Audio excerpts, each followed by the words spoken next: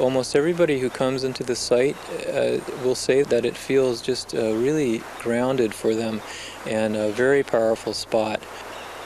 Folks feel a certain serenity and a very powerful, quiet spell. We spend so much of our time in a built environment that is, quite artificial. And this is sort of so much the opposite. The drawings were to sort of get the process started and to set a tone and, a pattern that people could work with.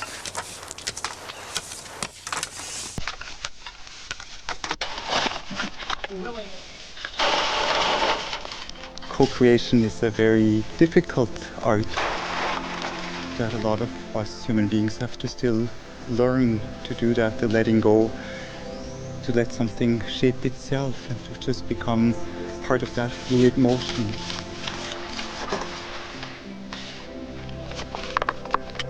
One metaphor that keeps playing over and over again is the idea of building a strong foundation in my life. And we spent a lot of time building a really strong foundation for this building.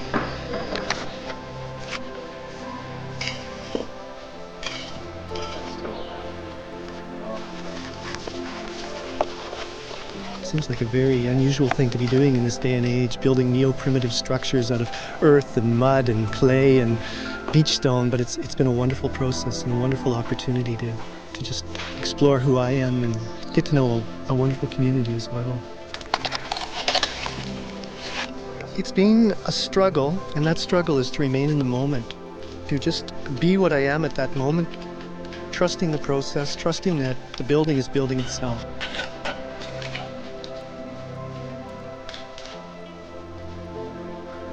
I've enjoyed being at Hollyhock, learning how to build a sanctuary amongst us.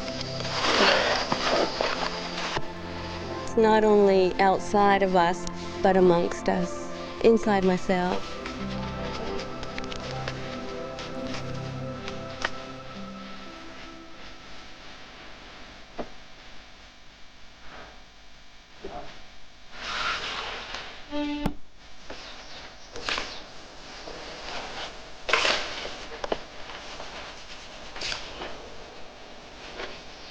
There's been a lot of communication challenges and emotional flare-ups and personality glitches and some truly wonderful moments of communion.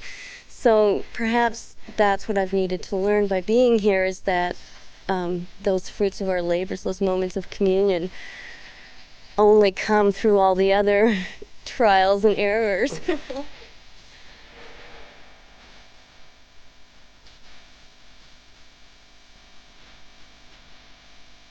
How's the circle going? As in, for true?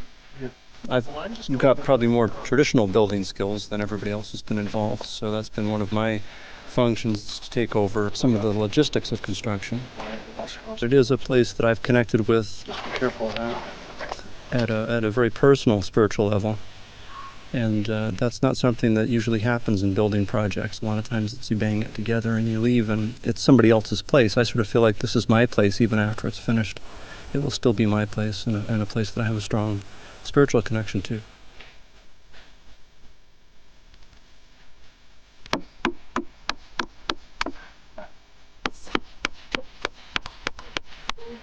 I have learned a lot. I have learned how to build from the very beginning,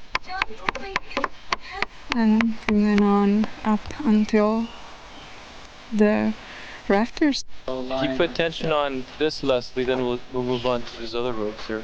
Gonna go around the ends.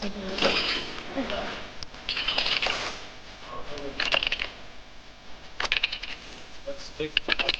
Oh my God. Okay, you're there. Slide off there.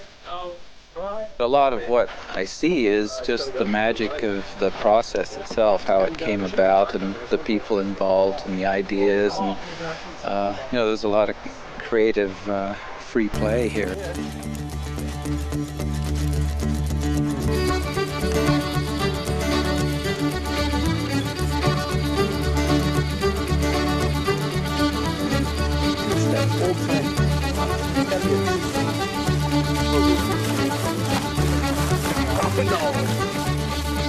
Mixing the cob is a dance, and it's a group rhythm.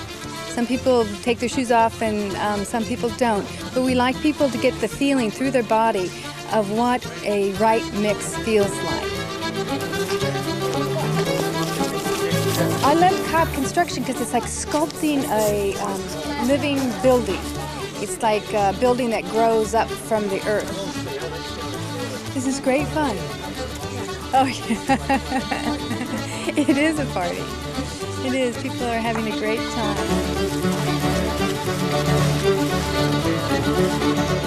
And this building here is so exciting. It's a beautiful example of natural building because of the materials and the indigenous materials that are found right here. The driftwood and the stone came from the beach, and the soil right from the imprint here. And we're able to sculpt it to meet the needs of what the building is going to be, which is a sacred sanctuary.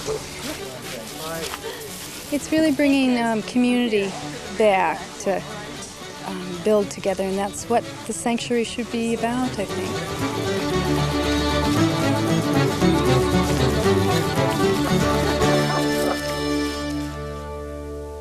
This project has brought together and is bringing together so many people from a lot of different backgrounds.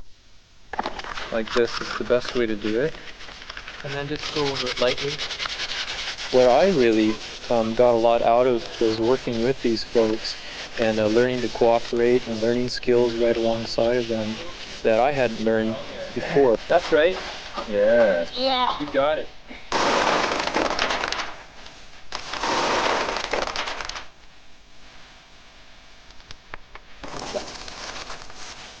Shinzan Miyame has traveled all over Japan and has worked doing gardens for temples. So when he came over, we asked him if he would, be a part of the project.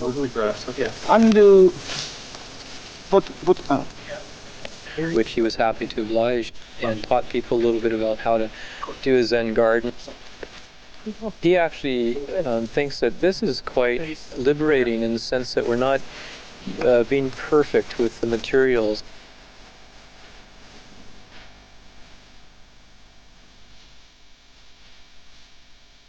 It just seems to me there's incredible potential here for healing, for creating structures that evoke the sacred.